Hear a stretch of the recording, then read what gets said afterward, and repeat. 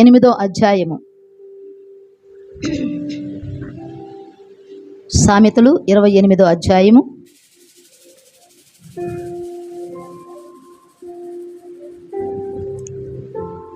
20వ వచనం. నమ్మకమైన వానికి దీవెనలు మెండుగా కలుగును.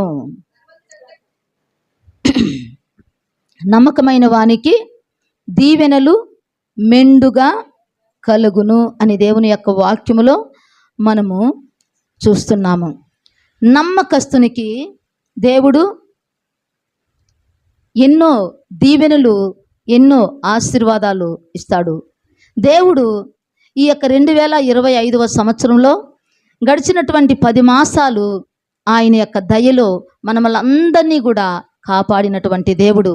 ఆయన కృప లేకపోతే, ఆయన యొక్క దయ లేకపోతే మనము ఆయన సన్నిధిలో ఈ దినము మనము అందరము చేరి కూడా దేవుని స్తుతించేటటువంటి స్థితి మనకు ఉండేది కాదేమో. దేవుని యొక్క మహాకృపను బట్టి దేవుడు మనకు మరొక మాసాన్ని మన జీవితంలోనికి అనుగ్రహించినాడు. మన జీవితంలో ఒక దినము గడుస్తున్నదంటే మన ఆయుష్కాలము కూడా ఒక దినము తరుగుతున్నదని మనము గుర్తించాల. మన ఆయుష్కాలము అంటే ఒక దినం మన జీవితంలోనికి వస్తుందంటే మన యొక్క వయసు పైబడుతున్నదని, మన ఆయుష్ అనేది తరుగుతూ వస్తున్నదని మనము గ్రహించాల. కాబట్టి దేవుడు ఈ యొక్క 10 మాసాలు ఆయన ఎంతగా ఆయన కృపనిచ్చి మనల్ని కాపాడి ఉన్నాడు. ఆయన దయలో మనల్ని ఎంతగానో ఆదరించి, ఆశీర్వదించి, దీవించి, కాపాడి ఈ యొక్క నవంబర్ మాసంలో ఈ యొక్క పరిశుద్ధ దినానికి మనల్ని కూడా చేసినటువంటి దేవుడికి మరి ఎప్పుడు కూడా దేవుని యొక్క దయ మన కుటుంబాల మీద ఉండాలా, మన సంఘాల మీద ఉండాలా, మన బిడ్డల మీద ఉండాలా. కాబట్టి అందరము కూడా ప్రార్థన చేసుకునే వారముగా, దేవునికి నమ్మకంగా ఉండేవారముగా, దేవుడు ఇచ్చిన దాన్ని మనము నమ్మకంగా కాపాడే వారముగా ఉండాలని దేవుడు ఇష్టపడతా ఉన్నాడు. కాబట్టి ఇక్కడ మనకు చెప్పినటువంటి మాట, నమ్మకమైన వానికి దీవెనలు మెండుగా కలుగును.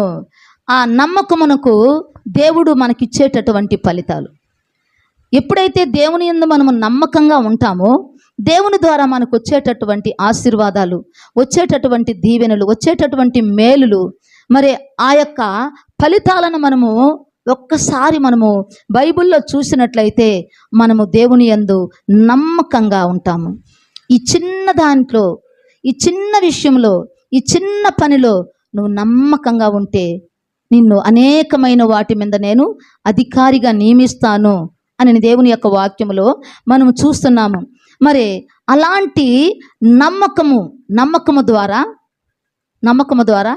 అబ్రహాము ఆశీర్వదించబడ్డాడు. ఆదికాండము 15వ అధ్యాయము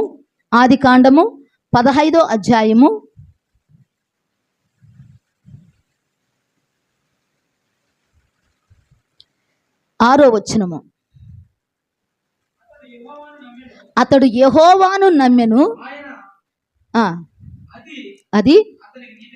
అది ఆయనకు నీతిగా ఎంచబడింది.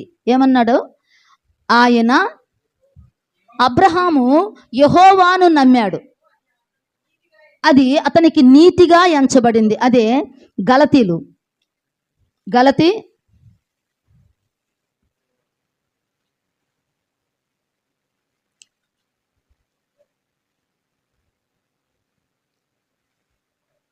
3:6.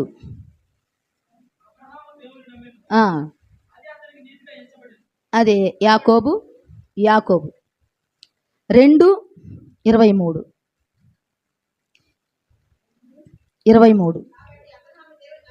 కాబట్టి అబ్రహాము దేవుని నమ్మెను, అది అతనికి నీతిగా ఎంచబడ్డాది. ఎందుకంటే ఇక్కడ నమ్మకము కలిగిన వానికి దీవెనలు మెండుగా వస్తాయి అనే దానికి ఇక్కడ అబ్రహాము దేవుణ్ణి నమ్మాడు, అది ఆయనకి నీతిగా ఎంచబడ్డదంట. మరి ఆయన నమ్మినటువంటి దేవుడు అబ్రహాముని ఏ రీతిగా దీవించాడో, ఏ రీతిగా ఆశీర్వదించాడో తన యొక్క దాసుడు తెలియజేస్తూ ఉన్నాడు. అదే ఆదికాండము 24వ అధ్యాయము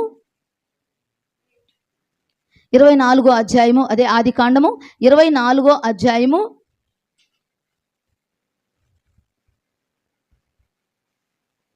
34 వచనమమ్మ. అంతటా అతడిట్లా, నేను అబ్రహాము దాసుడను, యెహోవా నా యజమానుని బహుగా ఆశీర్వదించెను గనుక అతడు గొప్పవాడాయను. అతనికి గొర్రెలను, గొడ్లను, వెండి బంగారములను, దాసదాసీలను, జనమును, ఒంటెలను, గాడిదలను దయచేసెను. చాలమ్మా. ఇక్కడ అబ్రహాము యొక్క దాసుడు చెప్తున్నాడు. ఎందుకంటే మన అభివృద్ధి అనేది అనేకులకు తెలియబడాలా. దేవుని యందు మనం ఎప్పుడైతే నమ్మకస్తులుగా ఉంటామో, దేవుణ్ణి ఎప్పుడైతే మనం నమ్ముతామో, నమ్మిన వానికి దీవెనలు మెండుగా కలగతాయని దేవుని యొక్క వాక్యంలో మనం చూస్తున్నాం. కాబట్టి ఇక్కడ అబ్రహాము యొక్క జీవితంలో అబ్రహాము దేవుణ్ణి నమ్మినట్లుగా అది ఆయనకి నీతిగా ఎంచబడినట్లుగా మనం చూస్తున్నాము. నీతిమంతుని యొక్క నివాస స్థలమును దేవుడు ఆశీర్వదిస్తాడు. నీతిమంతుని యొక్క నివాస స్థలము దేవుడు ఆశీర్వదిస్తాడని దేవుని యొక్క వాక్యంలో మనం చూస్తున్నాం. అదేవిధంగా నీతిమంతుని యొక్క తల మీదకి ఆశీర్వాదాలు వస్తాయని మనం చూస్తున్నాము. నీతిమంతుడు ఎన్నడూ కూడా కదిలించబడడని దేవుని యొక్క వాక్యంలో మనం చూస్తున్నాము. నమ్మటం వల్ల ఏం కలుగుతుంది? దేవుని నమ్మటం వల్ల మనకేం కలుగుతుంది? నీతి కలుగుతుంది. అబ్రహాము దేవుని నమ్మాడు, అది ఆయనకి నీతిగా ఎంచబడింది. నీతిమంతుడు దీవించబడతాడు, నీతిమంతుడు ఆశీర్వదించబడతాడు. నీతిమంతుని యొక్క ఏరు ఎప్పుడు కూడా కదిలించబడదు. నీతిమంతుని ఏరు ఎప్పుడు కూడా అది భూమిలోకి తన్నుకొని ఉంటుంది. కాబట్టి అది ఎప్పుడు కూడా పడిపోవటానికి ఏ విధంగా కూడా అవకాశం ఉండదు. కాబట్టి దేవుని నమ్మినప్పుడు మనకు నీతి కలుగుతుంది. ఆ నీతి మనల్ని దేవునిలో వృద్ధిపరుస్తుంది. కాబట్టి దేవుని నమ్మినప్పుడు మనకి ఏం కలగాలంట? నీతి మనలో ఉండాలంట. నీతిమంతునికి కలిగేటటువంటి ఆశీర్వాదాలు, నీతిమంతుని యొక్క నివాసంలో మరి ఉన్నటువంటి ఆశీర్వాదాలు, నీతిమంతుడు ఏ రీతిగా దేవుని యందు వృద్ధి చెందుతాడు, దేవుని యందు అభివృద్ధి చెందుతాడు, దేవుని యందు పరిశుద్ధంగా జీవిస్తాడు, దేవుని యందు తన యొక్క జీవితాన్ని ఏ రీతిగా మరి ఆయన నడిపించుకుంటాడు అని అంటే అది దేవుని యొక్క నడిపింపులోనే ఆ నీతి మనకు నేర్పిస్తుందంట. ఆ నీతి మనకు ముందర నడుస్తుందంట. కాబట్టి దేవుని నమ్మినప్పుడు మనకేం కలుగుతుందంట? నీతి కలుగుతుంది. దేవుని మాట మనకు నీతిని నేర్పిస్తుంది. కాబట్టి నీతిమంతుడు ఎప్పుడు కూడా తొట్టెళ్ళడు. ఒకవేళ తొట్టెళ్ళినా నీతిమంతుడు 7 మారులు పడినా అతడు తిరిగి లేస్తాడని దేవుని యొక్క వాక్యములో మనము చూస్తూ ఉన్నాము. కాబట్టి నీతిమంతునికి కలిగేటటువంటి ఆశీర్వాదాలు, నీతిమంతునికి కలిగేటటువంటి ఆపదల్లో కూడా దేవుడు వారిని తప్పిస్తాడు అని మనము బైబిల్లో మనం చూస్తూ ఉన్నాము. అదేవిధంగా దానియేలు 6వ అధ్యాయము, దానియేలు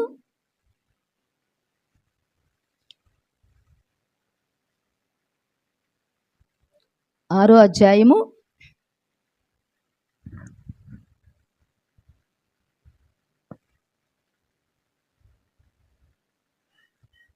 21, 22 అమ్మ. అందుకు దానియేలు, రాజు చిరకాలము జీవించునుగాక, నేను నా దేవుని దృష్టికి నిర్దోషినిగా కనబడితిని గనుక ఆయన తన దూతను పంపించి సింహములు నాకు ఏ హానియు చేయకుండా వాటి నోళ్లను ముయించెను. రాజా, నీ దృష్టికి నేను నేరం చేసిన వాడను కాదు గదా అని అనెను. రాజు ఇందును గూర్చి అతి సంతోషభరితుడై దానియేలును గుహలో నుండి పైకి తీయుడని ఆజ్ఞయ్యగా బంట్రౌతులు దానియేలును బయటకు తీసిరి. అతడు తన దేవుని యందు భక్తి గలవాడైనందున అతనికి ఏ హానియు కలగలేదు. దేవుని యందు నమ్మకస్తుడుగా ఉన్నాడు. ఎందుకంటే దేవుని విషయంలో అతని మీద ఒక నేరాన్ని మోపాలని వాళ్ళందరూ కూడా ఒక పన్నాగం పన్నారు దానియేలు మీద. ఎందుకంటే దేవుడు మరి దానియేలు ఎక్కడా కూడా సరే ఎటువంటి తప్పిదము చేయకుండా దేవుని యందు నమ్మకస్తుడుగా ఉంటాడు. దేవునికి ప్రార్థన చేసే విషయంలో ఆయన ముమ్మారు దేవుని యొక్క సన్నిధిలో మొరపెట్టుకునేటటువంటి వ్యక్తిగా మరి బైబిల్లో మనం చూస్తూ ఉన్నాము. కాబట్టి ఈ యొక్క దానియేలు హెచ్చించబడుతూ ఉన్నప్పుడు అక్కడ ఉన్నటువంటి వారందరూ కూడా వారవలేక దానియేలుని ఒక విధంగా ఆ యొక్క స్థితి నుంచి కిందకి దింపాలా అనే ఒక ప్లానింగ్ వాళ్ళందరూ కూడా ఒక పన్నాగం చేసుకొని ఒక ప్రార్థన విషయంలో మాత్రమే దొరుకుతాడని ఒక చట్టాన్ని వాళ్ళు రాజుగారి దగ్గర ప్రవేశపెట్టారు. ఎందుకంటే మీకు తప్ప ఎవ్వరికి కూడా నమస్కారం చేయకూడదు, రాజుకు తప్ప ఎవరికి కూడా నమస్కారం చేయకూడదు, దేనికి కూడా నమస్కరించకూడదు అనే ఒక చట్టాన్ని రాజు దగ్గర పుట్టించి దానికి ముద్ర వేసి మరి రాజుగారి దగ్గర ఇచ్చేసి వాళ్ళు దానియేలు పట్టబడాలని కనిపెట్టుకొనున్నప్పుడు దానియేలు దేవునికి ప్రార్థన చేసే విషయంలో ఎప్పుడూ కూడా సరే లోకముతో రాజీ పడడు. ఆయన దినమునకు ముమ్మారు ఉదయము మధ్యాహ్నము సాయంత్రము ప్రార్థించేటటువంటి వ్యక్తిగా బైబిల్లో దానియేలు ఎన్నిసార్లు ప్రార్థిస్తాడని మనం అనుకుంటాము? 3 సార్లు దేవునికి ప్రార్థన చేసేటటువంటి వ్యక్తిగా. మరి ఇక్కడ మాత్రమే దానియేలు దొరుకుతాడని చెప్పేసి రాజుగారి దగ్గర ముద్ర పెట్టి మరి ఆయన్ని చిక్కించాలని ప్లాన్ చేస్తారు.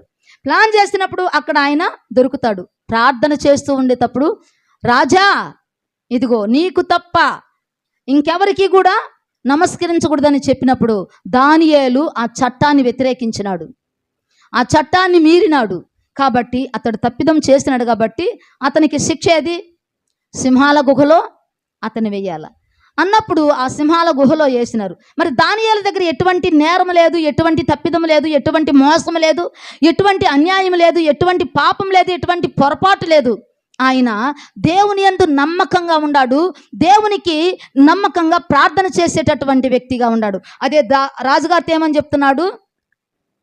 అందుకు దానియేలు రాజా చిరకాలం జీవించునుగాక, నేను నా దేవుని దృష్టికి నిర్దోషినిగా, అంటే నా దేవుని దృష్టికి నాలో ఎటువంటి దోషము లేనటువంటి వ్యక్తిగా నేనున్నానని నీకు తెలుసు. ఎవరికి తెలుసు అంట? రాజుగారికి తెలుసు. ఎందుకంటే మన నిర్దోషత్వము, మన నమ్మకము, మన యథార్థత, మనలో నీతి ఎవరు చెప్పాలంట? ఇతరులు చెప్పాలా? దేవుడు చెప్తాడు ఎవరు నీతిమంతులుగా ఉండారు, ఎవరు అవినీతిమంతులుగా ఉండారు, ఎవరు పాపులు, ఎవరు పుణ్యాత్ములు, ఎవరు పరిశుద్ధులు, అన్నది దేవుడికి తెలుసు, దేవునికి తెలుసు. కానీ ఇక్కడ మనుషులైతే ఏం చూస్తున్నారు? పై రూపాన్ని చూస్తారు, కానీ హృదయాన్ని చూడలేరు కదా. హృదయంలో ఉన్నటువంటి మంచైన చెడ్డైన ఎవరు చూడలేరు. బాహ్యంగా మనల్ని చూడగలరే కానీ అంతరంగ స్వభావాన్ని ఎవరు చూడలేరు కదా. మోసగించొచ్చామో మనుషుల దగ్గర మనము, నటించొచ్చామో మనుషుల దగ్గర మనము, మన లోపల మనము ఎంతో పాపాన్ని పెట్టుకొని పైకి పరిశుద్ధంగా నటించొచ్చాము. మన లోపల అనేకమైనటువంటి కుట్రలు కుతంత్రాలు పెట్టుకొని పైకి మంచి వాళ్ళగా నటించొచ్చాము. కానీ దేవుని దృష్టికి అన్నీ కూడా వ్యక్తమవుతాయి. మన యొక్క హృదయాన్ని, మన అంతరంగాన్ని ఆయన పరిశీలన చేసే నీతి కలిగిన దేవుడు కాబట్టి మన యొక్క స్థితి దేవునికి తెలుసు. కానీ మనుషులకైతే తెలియదు కదా. మనుషులు మనము ఈజీగా మోసం చేయొచ్చు, ఈజీగా నమ్మించవచ్చు మనము. ఎందుకంటే మాటల ద్వారా, ఏడుపు ద్వారా మనుషుల్ని మనము ఆకట్టుకోవచ్చు. మనం మాటలు చెప్పామంటే కొంతమంది ఏమైపోతారంటే ఆ మాటలు నమ్మేస్తారు. కొంతమంది ఏడుస్తారు, ఏడ్చి అన్నీ చెప్తా ఉంటారు. అబద్ధాలు చెప్తారు, నీతి చెప్తారో అవినీతి చెప్తారో, అబద్ధాలు చెప్తారో నిజాలు చెప్తారో ఏమో కానీ ఆ మనుషుల యొక్క మాటలకి ఆకర్షితులైపోయి వారిని నమ్మి వారి మీద వీళ్ళు సాక్షులుగా ఉంటారు. కానీ దేవుడికి తెలుసు ఎవరు ఎలాంటి వారైన సంగతి. ఇక్కడ మనుషులందరూ కూడా ఒక గూడు పుటాన్ని చేసి, ఒక పన్నాగం చేసి దానియేలుని సింహాల గుహలో వేసినప్పుడు దానియేలు హృదయాన్ని ఎవరు చూస్తున్నారంట? దేవుడు చూస్తున్నాడంట. దానియేలు దేవుని యొక్క దృష్టికి యథార్థవంతుడుగా ఉన్నాడు, నమ్మకస్తుడుగా ఉన్నాడు, ఆయన నీతిగా ఉన్నాడు, ఆయన దేవునికి ప్రార్థన చేసేటటువంటి వ్యక్తిగా, లోకంతో ఏ విషయంలో కూడా రాజీ పడకుండా, రాజు అయితే ఏముండదు, నా దేవుని కంటే మించింది ఏమీ లేదు కదా, రాజుల కంటే రాజు నా దేవుడు, ప్రభువుల కంటే ప్రభువు పరిశుద్ధుడు. కాబట్టి ఈ రాజులు నన్ను ఏం చేసినా కూడా సరే, ఆ రాజు దగ్గర నాకు ఎటువంటి నింద అనేది నాకు రాకూడదు. నా యొక్క దేవుని దృష్టిలో నేను యథార్థంగా ఉండాలా. ఎవరి దృష్టిలో నేను ఎలాంటి వ్యక్తినైనా కూడా, ఎవరు నన్ను ఏ విధంగా అర్థం చేసుకున్నా, ఎవరు నన్ను ఏ విధంగా తలంచినా కూడా, నా దేవుని దృష్టికి నా హృదయము, నా స్థితి, నా మనసు ఎలా ఉన్నది, మనము ఎలా ఉన్నాము, దేవుని యొక్క దృష్టిలో మనము ఎలా ఉన్నాము అన్నది మనము గ్రహించాల. ఏ మనుషులు మనకు నీతిని నేర్పించరు, పరిశుద్ధత నేర్పించరు, పరలోక రాజ్యాన్ని ఎవరు, ఏ మనుషులు మెప్పు కొరకు మనము ఏది కూడా చేయకూడదు. కానీ దేవుని యొక్క మెప్పు మనకు కావాలా, దేవుని యొక్క మహిమలో మనం ఉండాలా, దేవుని యొక్క కుడిపార్శ్వమందు మనం ఉండాలా, దేవునితో మనం సావాసము కలిగి మనం ఉండాలా. దేవుని యందు మనం నమ్మకంగా ఉన్నప్పుడు ఆ నమ్మకస్తునికి దీవెనలు మెండుగా కలుగుతాయి అని అన్నప్పుడు, అబ్రహాము దేవుని నమ్మాడు, ఆయనకి అది నీతిగా ఎంచబడ్డది. అదేవిధంగా దానియేలు కూడా దేవుని యందు నమ్మకస్తుడుగా ఉన్నాడు, ప్రార్థనలో నమ్మకస్తుడుగా ఉన్నాడు. ఈ పొద్దు చేసుకోకపోతే ఏమిలే, రేపు చేసుకోవచ్చు, ఉదయం చేసుకోకపోతే ఏమిలే, మధ్యాహ్నం చేసుకోవచ్చు, మధ్యాహ్నం చేసుకోకపోతే ఏమిలే, సాయంత్రం చేసుకోవచ్చు. వాయిదాలు వేసుకుంటాం ప్రార్థనలో కూడా మనము. ఏమిలే, ప్రార్థనకు పోకపోతే ఈరోజు పోకపోతే ఇంకొక రోజు పోదాంలే, ఈ ఆదివారం పోకపోతే ఇంకొక ఆదివారం పోదాంలే, ఈ యొక్క ఉపవాస ప్రార్థనకు పోతుంది ఇంకొక ఉపవాస ప్రార్థనకు పోదాంలే అని మనము వాయిదాలు పెట్టుకుంటాము. ప్రార్థనలకి మనము కొన్ని సమయాలను పెట్టుకుంటాము. కానీ దానియేలు అలా పెట్టుకోలే. ప్రతి దినము కూడా నమ్మకంగా దేవునికి ప్రార్థన చేసేటటువంటి వ్యక్తిగా ఉన్నాడు. ప్రతిరోజు అది ఒక దేవునిలో నియమించుకున్న ఒక కట్టడ, ఒక నియమముగా భావించి ఉదయము, మధ్యాహ్నము, సాయంత్రము ప్రార్థించేటటువంటి వ్యక్తిగా ఉన్నాడు. ఈ శరీరానికి కావలసినటువంటి ఆహారాన్ని 3 పూటలు మనం భుజిస్తూ ఉన్నాము. ఇది ఈ శరీరానికి బలాన్ని ఇస్తుంది. కానీ ఆత్మ బలంగా ఉండాలంటే ప్రార్థనలో మనం బలంగా ఉండాలా, ప్రార్థనలో మనం యథార్థంగా ఉండాలా, ప్రార్థనలో మనం కట్టబడాలి. అప్పుడు ఏది కూడా చేయలేదు. ఎటువంటి అపవాది కుయుక్త అయినా కూడా సరే, ఎంతమంది ఎన్ని పన్నాగాలు పన్నినా, ఎంతమంది ఎన్ని కుట్రలు చేసినా, ఎంతమంది ఎన్ని విధాలుగా మనల్ని అబాసుపాలు చేయాలనుకున్నా కూడా దేవుడు మన పక్షాన ఉంటాడు. దేవుడు మనకు తోడుగా ఉంటాడు. దేవుడు మన ఎన్నంటే ఉండి మన ఎన్ను తట్టి మనల్ని ధైర్యపరిచి మనల్ని ముందుకు నడిపించేటటువంటి దేవుడు. కాబట్టి ఎవరికి భయపడాలంట? దేవునికి భయపడాలా. శరీరాన్ని చంపేవానికి మీరు భయపడుతున్నారు, కానీ శరీరంతో పాటు ఆత్మ కూడా అగ్నిగుండానికి ఎవరైతే అప్పచెప్తారో వారికి మిక్కిలి భయపడండి. ఎవరికి భయపడుతున్నాము ఈరోజు మనము? ఎవరికి భయపడుతున్నాము? దేవునికి భయపడుతున్నామా, మనుషులకు భయపడుతున్నామా? ఏ మనుషుడైనా మన కొరకు ప్రాణం పెట్టాడా? ఎవరైనా మన కొరకు ప్రాణం పెట్టారా? ఏ మనుషుడు మన కొరకు రక్తాన్ని ధారపోశాడు? యేసు ప్రభువే మన కొరకు రక్తాన్ని ధారపోశాడు, రక్తాన్ని కార్చాడు, మన కొరకు గాయపరచబడ్డాడు, మన కొరకు ముళ్ళ కిరీటాన్ని ధరించినాడు. మనకు విలువైన కిరీటాన్ని ధరింపజేయాలని ఆయన తలపైన ముళ్ళ కిరీటం పెట్టుకున్నాడు. మనకు నీతి కిరీటాన్ని ఇవ్వాలని, మనకు జీవ కిరీటాన్ని ఇవ్వాలని, మనకు మహిమ కిరీటాన్ని ఇవ్వాలని ఆయన ముళ్ళ కిరీటాన్ని ధరించాడు. మరి అలాంటి దేవునికి మనము నమ్మకంగా ఉండాలి కదా, మనకిచ్చిన దాన్ని నమ్మకంగా కాపాడాలి కదా. దేవుడు మనకేమిచ్చాడు? దేవుడు మనకేమిచ్చాడు? దేవుడు మనకేమిచ్చాడమ్మా?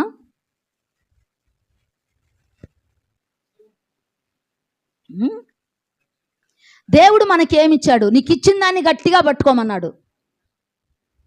నీకు ఇచ్చినటువంటి వస్త్రాన్ని దొంగిలించకూడదు, ఆ వస్త్రాన్ని జాగ్రత్తగా కాపాడుకోమన్నాడు. ఇంకిచ్చిన దాన్ని నమ్మకంగా కాపాడుకోమన్నాడు. అంతం వరకు నమ్మకంగా దాన్ని కాపాడుకోమన్నాడు. అప్పుడు నీకు జీవ కిరీటాన్ని ఇస్తానన్నాడు. అదేవిధంగా దానియేలు కూడా మరి ఇవన్నీ కూడా ఏటిని కూడా దృష్టిలో పెట్టుకోలే. ఈ మనుషుల యొక్క మాటలన్నింటినీ కూడా దృష్టిలోకి తీసుకోలేదు. కానీ ఆయనదేంది, ఉదయము, మధ్యాహ్నము, సాయంత్రము ఆయన ప్రార్థన చేయాలా. దేవునితో గడపకపోతే అతనికి రోజు గడపదు. ఈరోజు మనం దేవునితో గడకపోయినా కూడా ఎన్నో రోజులు గడిపేస్తూ ఉంటాము. ఈ లోకములో ఉన్న వాటితో మనము ఆ యొక్క హ్యాపీగా ఈ రోజులంతా కూడా సమయాలంతా కూడా గడుపుకుంటూ ఉంటాం, ప్రార్థనకి సమయాన్ని ఇవ్వకుండా. కానీ దానియేలు యొక్క జీవితంలో ప్రార్థనకి స్థలం లేకుండా రోజు అనేది గడవదు. అందుకే ఆయన దినమునకు ముమ్మారు ప్రార్థన చేసేటటువంటి వ్యక్తిగా బైబిల్లో లిఖించబడ్డాడు. బైబిల్లోకి ఎక్కారు వాళ్ళు నీతిమంతులు కాబట్టి, యథార్థపరులు కాబట్టి, నిర్దోషులు కాబట్టి. దానియేలుకి మరణమే సాష్టాంగ నమస్కారం చేసింది. ఎందుకు చేసింది? ఆయనలో ఉన్న నీతి, ఆయనలో ఉన్న పరిశుద్ధత, ఆయనలో ఉన్న పవిత్రత, ఆయనలో ఉన్న నమ్మకం, ఆయనలో ఉన్న నిర్దోషత్వము. అందుకే అంటున్నాడు, నన్ను గురించి మనం చెప్పుకోగలమా? అయ్యా నేను నీ దృష్టికి ఎంత నిర్దోషిగా ఉన్నానయ్యా అని ఎవరితోనే చెప్పగలమా మనము? ఎక్కడో ఒక దగ్గర మనకు కలుక్కమంటుంది. అంటదా అనదా? ఎక్కడో ఒక దగ్గర నేను మంచిదాన్ని కదా అనడానికి నా నోరు రాదు. ఎందుకంటే ఏదో ఒకటి నాలో ఏదో ఒకటి అంటే దేవునికి వ్యతిరేకంగా ఏదో ఒకటి నాలో ఉండనే ఉంటుంది. కాబట్టి నేను నిజంగా ఆ మాట నా మనస్ఫూర్తిగా హృదయపూర్వకంగా అనలేము. కానీ దానియేలు అన్నాడు కదా, రాజా నీ దృష్టికి నేను నిర్దోషిగా ఉండానని నీకు తెలుసు. మరి నా దేవుడు నన్ను కాపాడడా? నా దేవుడు నన్ను రక్షించడా? మరణమే సాష్టాంగ నమస్కారం సింహాలే దానియేలుతో కలిసి స్తుతించాయంట. అది ఎంత అద్భుతమా, ఎంత ఆశ్చర్యకరం అది. సింహాలను చంపినటువంటి వాళ్ళు ఉన్నారు. సింహాల దగ్గర ప్రార్థన చేపించినటువంటి వ్యక్తి ఎవరు? సింహాలను చీల్చినటువంటి వ్యక్తి ఉన్నాడు. ఎవరు? సింహాన్ని చీల్చినటువంటి ఇంకొకరు ఉన్నారు కదా. మరి సింహాల దగ్గర ప్రార్థన చేపించిన వ్యక్తి ఎవరు? దానియేలు.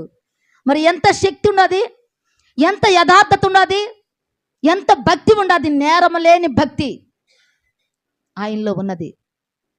మలినము లేనటువంటి భక్తి, కల్తీ లేనటువంటి భక్తి, యథార్థమైనటువంటి భక్తి.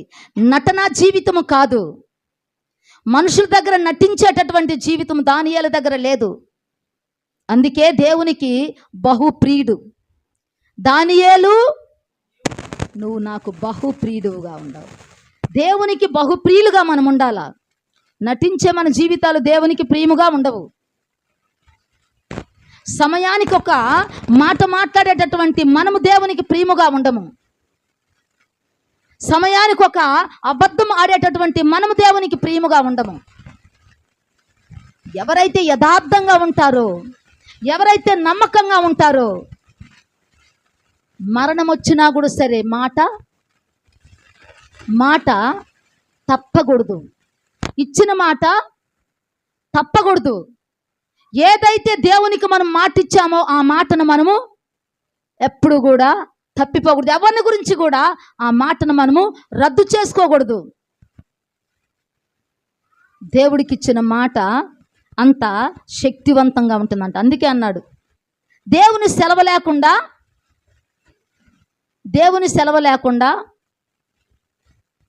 చెప్పాలమ్మా. దేవుని సెలవు లేకుండా ఏది అట్ట కాదు.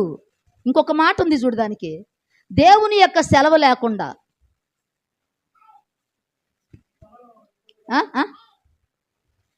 ప్రభువు సెలవు లేనిదే మాట ఇచ్చి నెరవేర్చగలిగిన వాడు ఎవడు?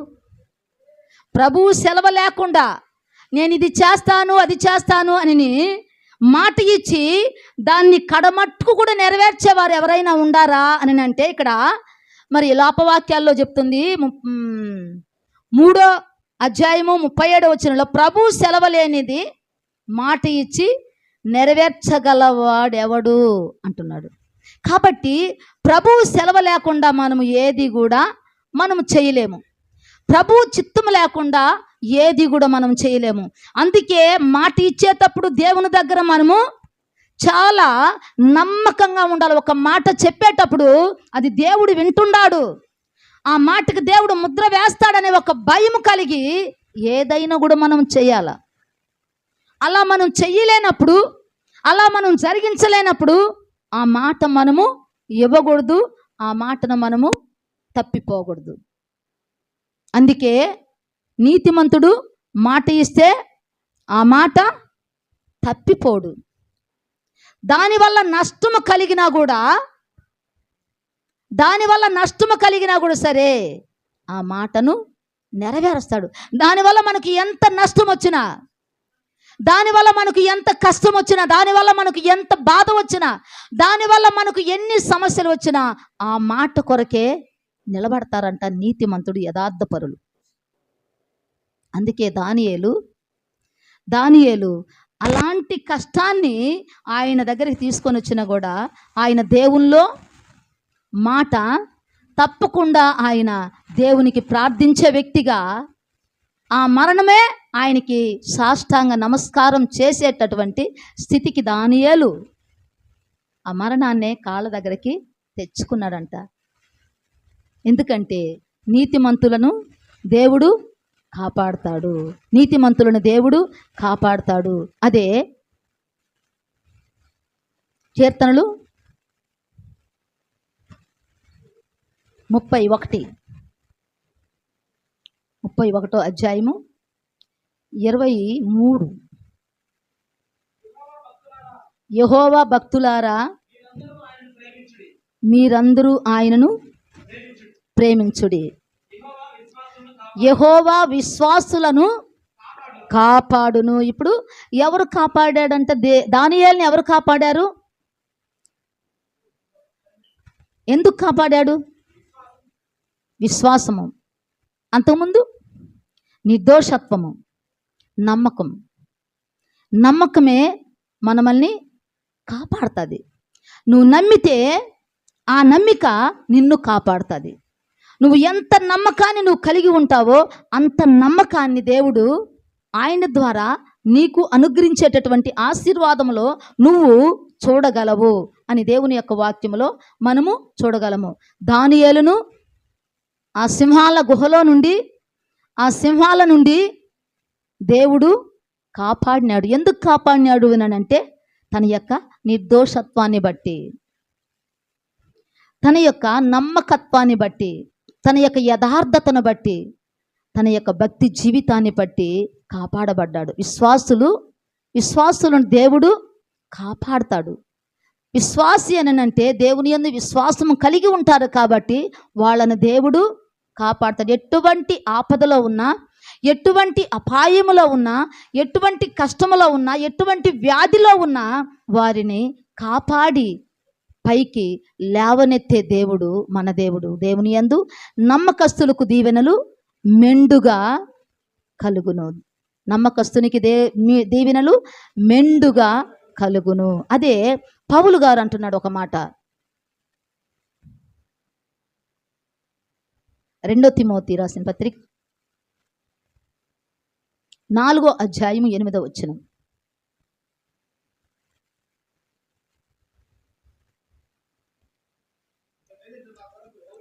ఏడు నుంచి చూడమ్మా.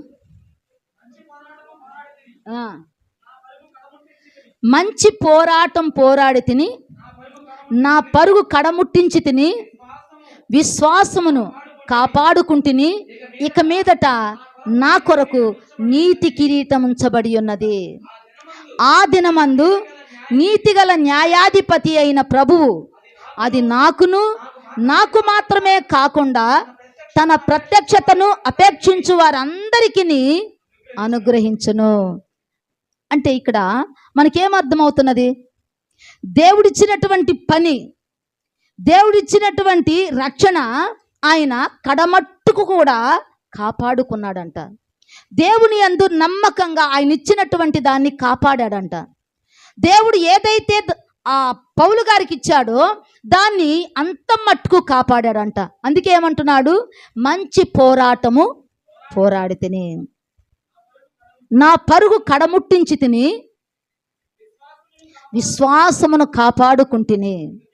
ఇక మీదట మనము ఏ కాపాడుకోవాలంట? ఆయన 2 మాటలు అంటున్నాడు, మంచి పోరాటం పోరాడాల. దేవుల్లో మంచి పోరాటం పోరాడాల,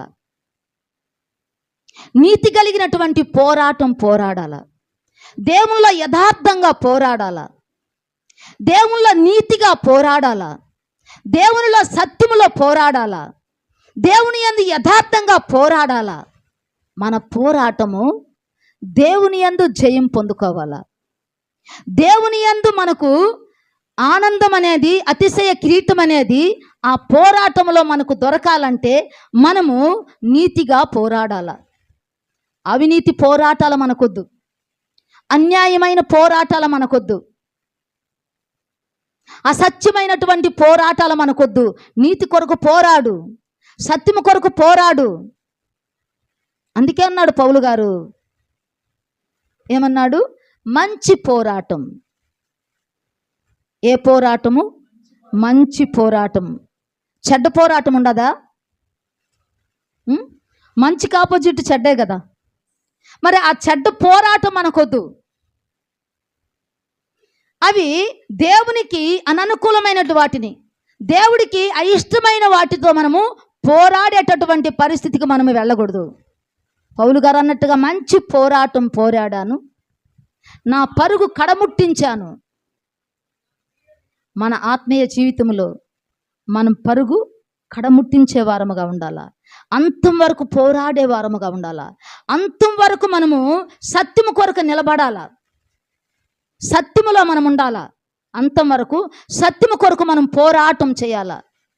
ఎక్కడా కూడా లోకముతో మనం రాజీ పడే వారముగా ఉండకూడదు, అన్యాయముతో రాజీ పడే వారముగా ఉండకూడదు, అవినీతితో రాజీ పడే వారముగా మనం ఉండకూడదు, దొంగలతో మనము ఏకీభవించి నడిచేటటువంటి నడవడిక మనకు ఉండకూడదు. మంచి పోరాటం పోరాడాల. దేవుడిచ్చినటువంటి దాంట్లో, దేవుడిచ్చినటువంటి పనిలో, దేవుడిచ్చినటువంటి రక్షణలో కడమట్టుకు నీతిగా పోరాడమంటున్నాడు. అందుకే అన్నాడు, నేను మంచి పోరాటం పోరాడాను, నా పరుగు కడముట్టించాను, విశ్వాసాన్ని కాపాడుకున్నా, నా విశ్వాసాన్ని కాపాడుకున్నా. ఎక్కడ కూడా నేను అవిశ్వాసంలోకి వెళ్ళలా, అవిశ్వాసంలోనికి జారిపోలా. నాకు ఇచ్చినటువంటి విశ్వాసాన్ని కడమట్టుకు నేను కాపాడుకున్నాను. ఎవరి కోసమో దాన్ని వదిలిపెట్టుకోలా, ఎవరి కోసమో నా భక్తి జీవితాన్ని రాజీ చేసుకోలా.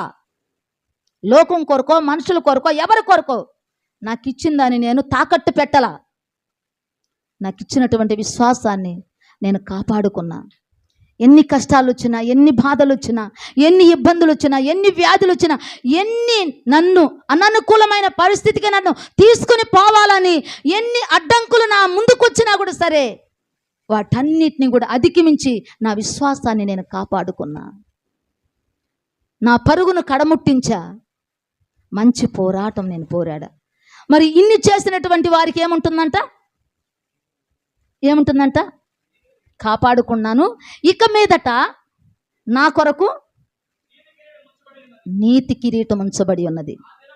ఆ దినమందు నీతిగల న్యాయాధిపతి అయిన ప్రభువు నాకులాగా ఎంతమంది అయితే జీవిస్తారో, ఆయన ప్రత్యక్షత కొరకు ఎంతమంది అయితే ఎదురు చూస్తారో, ఎంతమంది అయితే తమ విశ్వాసమును కాపాడుకుంటారో, ఎంతమంది అయితే తమకిచ్చినటువంటి రక్షణను కాపాడుకుంటారో, వారందరికీ కూడా ఈ కిరీటము అందరికీ కూడా ఇవ్వబడుతుంది. నాకొక్కడికే కాదు, నేనొక్కడే మేలు పొందుకోవాలనుకోవటం లేదు, నేనొక్కడే కిరీటాన్ని ధరించుకోవాలని అనుకోవటం లేదు. అందరూ కూడా దేవుని యొక్క ప్రత్యక్షత కొరకు ఎంతమంది అయితే ఎదురు చూస్తారో వాళ్ళందరూ కూడా ఆ కిరీటాన్ని ధరించుకుంటారు అని. ఆ దినమందు నీతిగల న్యాయాధిపతి అయిన ప్రభువు అది నాకును నాకు మాత్రమే కాకుండా తన ప్రత్యక్షతను అపేక్షించు వారందరికీ అనుగ్రహించబడును. అందరికీ కూడా ఆ కిరీటం అనేది అనుగ్రహించబడాల. అదే ప్రకటన 2వ అధ్యాయము 10వ వచనమమ్మ. అంతకుముందు చూడండి, ఇంకొంచెం ముందు చూడమ్మా. నీ శ్రమను దరిద్రతను నేను ఎరుగుదును, అయినను నీవు ధనవంతుడివే. నేను దరిద్రుడిని, నాకేమీ లేదు, నేను పేదవాడిని అని అనుకోబాక. నువ్వు నీ శ్రమ నాకు తెలుసు, నీ దరిద్రత నాకు తెలుసు, నీ యొక్క దీనత్వం నాకు తెలుసు, నీ యొక్క దిగంబరత్వం కూడా, నీ పరిస్థితి అంతా కూడా నాకు తెలుసు. నువ్వు ఏ స్థితిలో ఉన్నావో నాకు తెలుసు. నువ్వు ఏ స్థితిలో బాధపడుతున్నావో, ఏ స్థితిలో ఏడుస్తున్నావో, ఏ స్థితిలో నువ్వు కూర్చొని అంగలారుస్తున్నావో, రోధిస్తున్నావో, కుమిలిపోతున్నావో, ఆ స్థితినంతటిని కూడా నేను చూస్తా ఉండా. ఏ మనుషులకి కనబడకపోయినా, ఏ మనుషులకి తెలియకపోయినా, ఏ మనుషులు నీ దగ్గరకు రాకపోయినా, నేను నీ దగ్గరకు వచ్చి నీ స్థితినంతటిని కూడా నేను చూస్తున్నా. నీవు ధనవంతుడివే, తాము ఈదులమని చెప్పుకొనుచు ఈదులు కాక సాతాను సమాజపు వారి వలన నీకు కలుగు దూషణ నేనెరుగుదును. భక్తి కలిగిన వారమే, విశ్వాసులమే, మేము దేవుని బిడ్డలమే అని చెప్పుకొని చలామణి అవుతూ దేవుణ్ణి మోసగిస్తున్నటువంటి వారు, మనుషుల్ని మోసగిస్తున్నటువంటి వారు, వారి ద్వారా నీకు వచ్చేటటువంటి దూషణ, వారి ద్వారా నీకు అనిపిస్తున్నటువంటి నిందలు, బాధలు నేను చూస్తా ఉండా. నువ్వెందుకు బాధపడతావు, నువ్వెందుకు ఇబ్బంది పడతావు, ఇవన్నీ కూడా నేను చూస్తున్నటువంటి దేవుణ్ణి, చూస్తున్నటువంటి సజీవుని బావి అని ఆగర్ చెప్పినట్లుగా నేను నీ స్థితినంతటిని చూస్తున్నటువంటి దేవుణ్ణి. నువ్వు పొందబోవు శ్రమలకు భయపడకుము, ఇదిగో మీరు శోధింపబడినట్లు అపవాది మీలో కొందరిని చెరలో వేయింపబోచున్నాడు.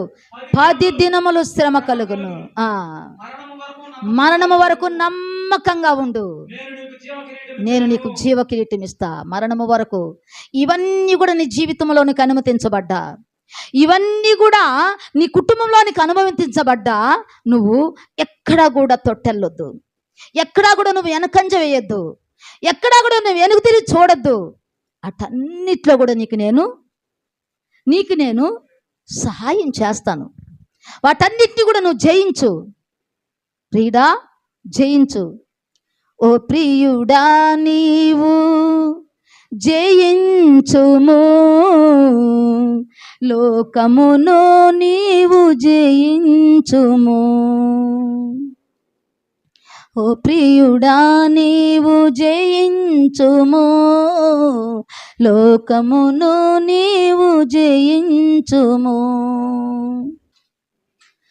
క్రీస్తుతో నీవు పని కలిగి ఉండుము, క్రీస్తుతో నీవు పని కలిగి ఉండుము.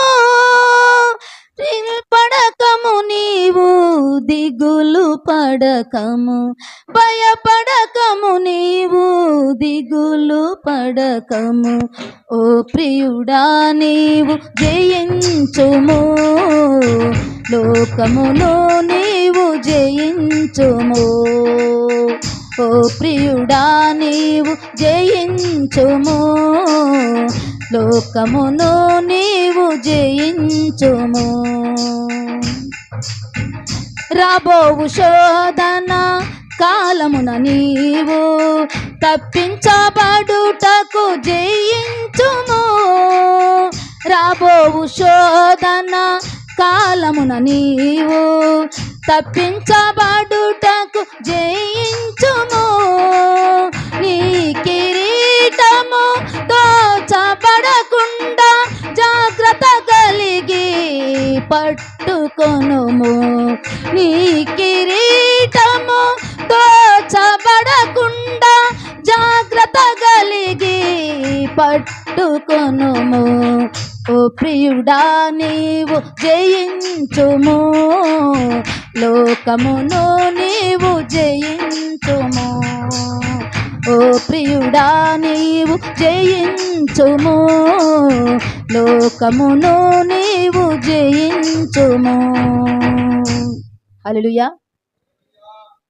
10 దినములు శ్రమ, 10 దినములు శ్రమ, అంతము వరకు మరణము వరకు నమ్మకంగా ఉండు. నేను నీకు జీవకిరీటం ఇస్తాను, నేను నీకు జీవకిరీటం ఇస్తాను. మరి శ్రమలు వస్తున్నాయని భయపడుతున్నామా? నిందలు వస్తున్నాయని భయపడుతున్నామా? దూషిస్తున్నారని భయపడుతున్నామా? దిగులు పడుతున్నామా? అటన్నిటిని కూడా దేవుడు చూస్తున్నాడు. యథార్థతను దేవుడు చూస్తున్నాడు. యథార్థంగా ఉండి నిందించబడుతున్నావా? నీతిగా ఉండి నిందించబడుతున్నావా? సత్యములో ఉండి నిందించబడుతున్నావా? దూషించబడుతున్నావా? నిన్ను దూషణలు ఆడుతున్నారా? అటన్నిటికీ కూడా నువ్వు జడియబాక, అటన్నిటికీ కూడా నువ్వు భయపడొద్దు. అంతం వరకు, మరణము వరకు నమ్మకంగా ఉండు. నీకు నేను జీవకిరీటాన్ని ఇస్తా. ఈ లోకములో ఉన్నవన్నీ కూడా అవి అశాశ్వతమైనటివి, కానీ నేను ఇచ్చేది నీకు శాశ్వతమైనటువంటి బహుమానము. అది ఎవరు కూడా నీ వద్ద నుండి తీసివేయలేనటువంటి బహుమానము. ఈ లోకములో ఉన్న ఆశీర్వాదాలు, ఈ లోకములో ఉన్న కిరీటాలు ఎవరైనా కొల్లగొట్టొచ్చు, ఎవరైనా తీసి పడేయొచ్చు, కానీ నేనిచ్చేటటువంటి కిరీటము, నేనిచ్చేటటువంటి దీవెన, నేనిచ్చేటటువంటి జయము ఎవ్వరు కూడా తీసేసేదానికి ఏ విధమైనటువంటి పరిస్థితి ఉండదు. కాబట్టి అంతం వరకు, మరణము వరకు నువ్వు నమ్మకంగా ఉండు. అప్పుడు నీకు నేను జీవకిరీటాన్ని ఇస్తాను అన్నాడు. కాబట్టి మనము నమ్మకస్తునికి దీవెనలు మెండుగా కలుగును. అబ్రహాము దేవుని నమ్మాడు, అది ఆయనకి నీతిగా ఎంచబడ్డాది. నీతిమంతుని యొక్క నివాస స్థలమును దేవుడు ఆశీర్వదించేటటువంటి దేవుడు. నీతిమంతుని యొక్క తల మీదకి ఆయన ఆశీర్వాదాలు ఇచ్చేటటువంటి దేవుడు. కాబట్టి 37వ కీర్తనలో మనం చూసినట్లయితే ఒక మాట మనకు తెలియజేయబడుతుంది.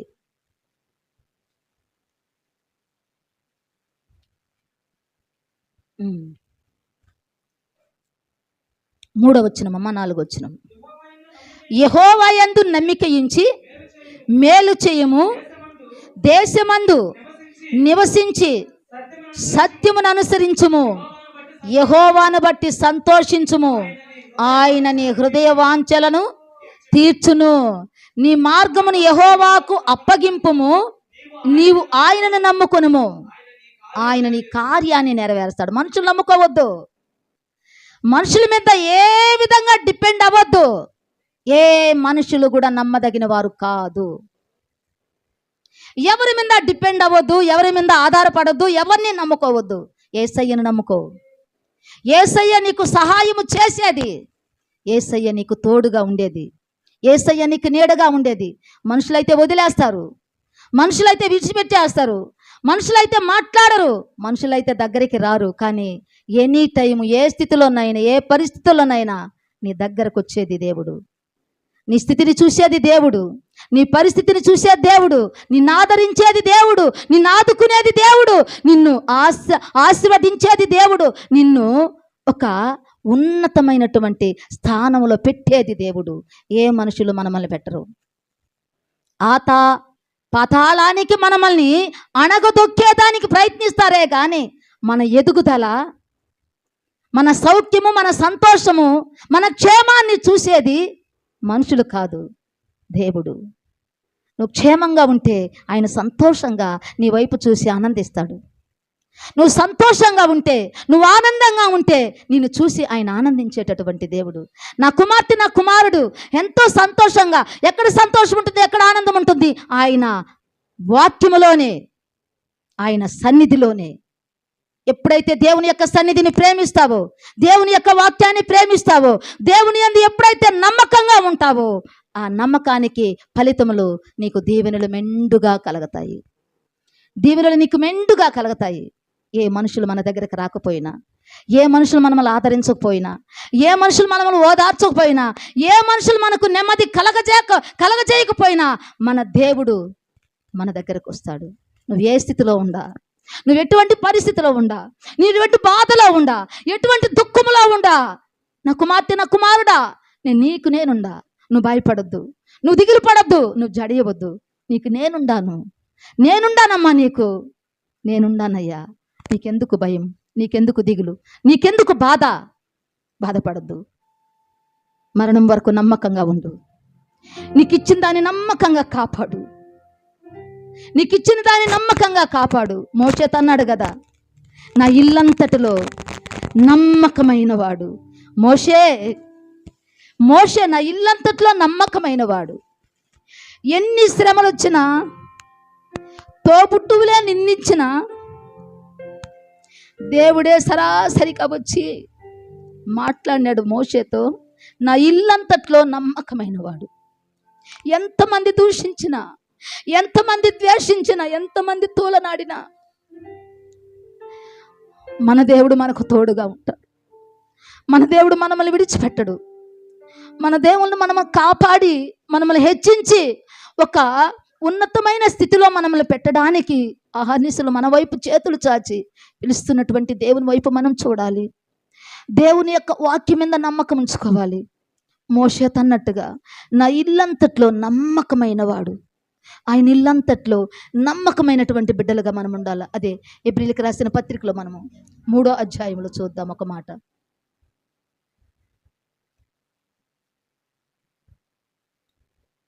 2వ వచనం. దేవుని ఇల్లంతటిలో మోషే నమ్మకముగా ఉండినట్లు ఈయన కూడా తను నియమించిన వానికి నమ్మకంగా ఉండెను. ప్రతి ఇల్లును ఎవడైనను ఒకని చేత కట్టబడును, సమస్తమును కట్టువాడు దేవుడే. ఇంటికంటే దాన్ని కట్టిన వాడికెక్కువ ఘనత పొందునట్లు ఈయన మోషే కంటే ఎక్కువ మహిమకు అర్హుడుగా ఎంచబడెను. కాబట్టి మనము ఆయన ఇంటిలో నమ్మకంగా ఉందాము. ఈ ఇంటి పైన యేసయ్య నమ్మకస్తుడుగా, మన ఇంటి పైన, మన పైన ఆయన నమ్మకముడు.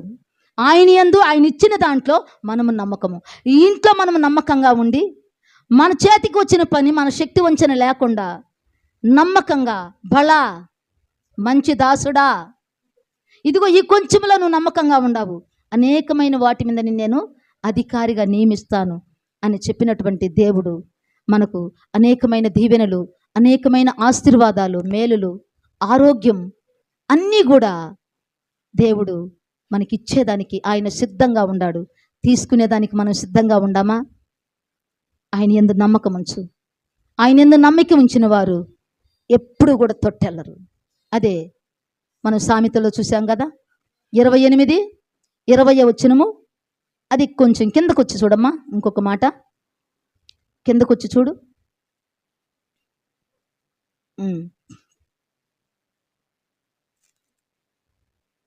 25వ వచనం. 25వ వచనం. పేరాశ గలవాడు కలహమును రేపును, యెహోవా యందు నమ్మకముంచువాడు వర్ధిల్లును. యెహోవా యందు నమ్మకముంచిన వాడు వర్ధిల్లతాడు. యెహోవా యందు ఎవరైతే నమ్మకంగా ఉంటారో వారికి దీవెనలు మెండుగా కలుగును. కాబట్టి దేవుని యొక్క దీవెనలు మనకు, మన బిడ్డలకి, మన కుటుంబాలకు, మరి మన సంఘానికి, మరి అన్ని చోట్ల ఈ యొక్క దీవెనలు విస్తరించాలంటే మనకిచ్చిన దాంట్లో మనం నమ్మకంగా ఉండాలా. మనకిచ్చిన దాన్ని నమ్మకంగా కాపాడి ఆయన వచ్చినప్పుడు ఆయన భద్రంగా ఆయనకి ఇచ్చేవారముగా మనం ఉండాలా. ఆయన ఇచ్చిన రక్షణ, ఆయన ఇచ్చిన ప్రతిదీ కూడా మనము ఆయనకి ఇచ్చేదానికి మనము వాటిని పరిశుద్ధంగా, మనము భద్రంగా, పవిత్రంగా, పరిశుద్ధంగా కాపాడి ఆయన చేతికిచ్చేవారముగా మనం ఉండాలా. అటువంటి కృపదేవుడు మనందరికి ఇవ్వాలని, మనం దీవించబడాలని, మన కుటుంబాలు దీవించబడాలని, మరి దేవుని యొక్క దీవెనలు మెండుగా మనకు, మన కుటుంబాలకు రావాలని మనమందరం కూడా నమ్మకంతో దేవుని యందు ప్రార్థిస్తాము. దేవుడు మనకు సహాయం చేస్తాడు. అందరం కూడా మోకరించి ప్రార్థన చేద్దాం. నిన్ను నమ్మినట్టు నేను వేరే ఎవరిని నమ్మలేదయ్యా. నీకు నాకు మధ్య దూరం తొలగించాను వదిలుండలేక. నిన్ను నమ్మినట్లు నేను వేరెవరిని నమ్మలేదయ్యా. నీకు నాకు మధ్య దూరం వదిలుండలేక. నా ఆనందం చూరేవాడా, నా ఆశలు తీర్చేవాడా, నా ఆనందం కోరేవాడా, నా ఆశలు తీర్చేవాడా. నిజమైనది అలియనిది, నిజమైన ధన్యత నాదే. యేసయ్యా యేసయ్యా యేసయ్యా యేసయ్యా యేసయ్యా యేసయ్యా యేసయ్యా. ఎక్క నీవు ఉండలేవయ్యా, ఆరాధించక నేను ఉండలేనయ్యా. మేలు చేయక నీవు ఉండలేవయ్యా, ఆరాధించక నేను ఉండలేనయ్యా. యేసయ్యా యేసయ్యా యేసయ్యా యేసయ్యా యేసయ్యా యేసయ్యా యేసయ్యా యేసయ్యా. ప్రార్థన చేసుకున్నాము. స్తోత్రమయ్యా స్తోత్రమయ్యా స్తోత్రమయ్యా స్తోత్రమయ్యా స్తోత్రమయ్యా స్తోత్రమయ్యా స్తోత్రమయ్యా స్తోత్రమయ్యా స్తోత్రమయ్యా. పరిశుద్ధుడా నీకు వందనాలు స్తోత్రాలు తండ్రి నాయన. కృపగల దేవా, ప్రేమగల తండ్రి నాయన, సర్వోన్నతుడా నాయన, నీ బంగారు పాదాల దగ్గర నాయన అయ్యా నిన్ను ఆశ్రయించిన ఆయన నీ కృపాసన వద్ద నా తండ్రి నిన్ను ప్రార్థిస్తున్నాం తండ్రి. ప్రార్థన ఆలకించువాడా నాయన అయ్యా, ఈ దినము నా తండ్రి నాయన ఇదిగో నీ యందు నమ్మకంగా ఉన్నవారు నా తండ్రి నాయన ఏ విధంగా దీవించబడతారన్నది నా తండ్రి మాకు తెలియజేసిన దేవుడు నా ప్రభా నాయన. అయ్యా మాకు ఇచ్చిన దాని నా తండ్రి అంతం వరకు నాయన, ఇదిగో మరణం వరకు నాయన మేము నా తండ్రి కాపాడే వారముగా ఉండటానికి నాయన మీరు మాకు సహాయం చేయండి ప్రభువా. ఇదిగో కూడి వచ్చిన బిడ్డలందరినీ కూడా నాయన నీ కృపతో నింపు నాయన. అయ్యా బిడ్డలందరిలో కూడా నా తండ్రి నమ్మకత్వాన్ని నా తండ్రి మీరు విత్తండి ప్రభా నాయన. అయ్యా దాన్ని వృద్ధి చేయండి ప్రభా నాయన. నీకు స్తోత్రం. ఏ మనుషులు నాయన నమ్మినప్పుడు నాయన మాకు నా తండ్రి సహాయము దొరకదు కానీ నా ప్రభా నేను నమ్మిన వారు నా తండ్రి నాయన నీ యందు వర్ధిల్లే బిడ్డలుగా ఉంటారు ప్రభా. నీకు స్తోత్రం నాయన. అట్టి నమ్మిక నాయన, అట్టి కృప భాగ్యము నా తండ్రి అయ్యా మాకందరికి నాయన నీ బిడ్డలకి నాయన నువ్వు దయచేసి నాయన నడిపించి సహాయమును దయచేయమని నా ప్రభువా. కూడి వచ్చిన చిన్నవారిని పెద్దవారిని పేరు పేరున వేరువేరుగా కుటుంబాలుగా దీవించి నాయన ఆశీర్వదించి నా ప్రభా. యవన బిడ్డలందరినీ కాపాడి నా తండ్రి నీ కృపలో నాయన ఆదరించి ఆయుత్తపరచు నా ప్రభా నాయన. నీ చేతిలో బలమైన యోధులుగా బలమైన అయ్యా బిడ్డలుగా నాయన వాడబడేదానికి సహాయమును దయచేయమని అయ్యా నీ బిడ్డలని చేతులకు అప్పచెప్తున్నా తండ్రి నాయన. అయ్యా ఇదిగో మా దేశ నాయకులు, రాష్ట్ర నాయకులు, ప్రభుత్వము, అధికారులు, ప్రధానుల చేతులకు అప్పచెప్పుకుంటుందంటే మా యొక్క నాయన ఇదిగో సేవనంతటిని మా పరిచయనంతటిని మా సేవకులను సేవకురాలను చేతులకు అప్పచెప్పుకున్నాం తండ్రి. దేవాతి దేవుడా నాయన అయ్యా నీ విశ్వాస గృహానికి చేరిన ప్రతి బిడ్డను నాయన నీ సేవకుడిని సేవకురాలను నాయన నీ చేతులకు అప్పచెప్పుకుంటున్నా ప్రభా. ఇప్పటి వరకు మాకు తోడుగా ఉండి నాయన ఈ ఆరాధన అంతటిని కూడా జరిగించినావు తండ్రి నా ప్రభా నాయన. ఇక ముందు కాలము కూడా మీరే మాకు తోడుగా ఉండి కాపాడమని అడుగుతున్నానయ్యా. వ్యాధిగ్రస్తులైన బిడ్డలందరినీ కూడా కాపాడుతండి అయ్యా. ఇదిగో నాయన చెడు వ్యసనాలకు బానిసలైనటువంటి బిడ్డలందరినీ కూడా నాయన మీరు కాపాడి నాయన వారిని ఎత్తిపట్టి నీ నామాన్ని మహింపరచుకోతండి. ఆర్థికంగా చితికిపోయిన బిడ్డలు నా తండ్రి నాయన వారిని నువ్వు నా తండ్రి ఎత్తిపట్టి నాయన నీ నామంలో నాయన సహాయం చేయమని అడుగుతూ అయ్యా ఇమ్మట్టుకు నాయన మాకు తోడుగా ఉన్న దేవుడు నాయన. ఇక ముందు కాలం కూడా నాయన మీరే మాకు తోడుగా ఉండి నడిపించి సహాయమును దయచేయమని నా ప్రభా. పరిశుద్ధతను కాపాడుకొని నా ప్రభా నాయన అయ్యా నిన్ను చేరేంత వరకు నీలో నమ్మకస్తులుగా ఉండటానికి సహాయం చేయమని ప్రభువైనటువంటి యేసుక్రీస్తు నామములో వేడుకొని ప్రార్థిస్తున్నాము తండ్రి. ఆమేన్. నా ప్రాణమా యెహోవాను సన్నిధించు, నా అంతరంగమును సమస్తమైన పరిశుద్ధ నామమును సన్నిధించు. నా ప్రాణమా యెహోవాను సన్నిధించు, ఆయన చేసిన ఉపకారములు దేనిని మరువకము. ఆమేన్. హల్లెలూయా హల్లెలూయా లూయా హల్లెలూయా హల్లెలూయా హల్లెలూయా హల్లెలూయా హల్లెలూయా ఆ హల్లెలూయా ఆ హల్లెలూయా ఆ హల్లెలూయా ఆ హల్లెలూయా హల్లెలూయా హల్లెలూయా హల్లెలూయా.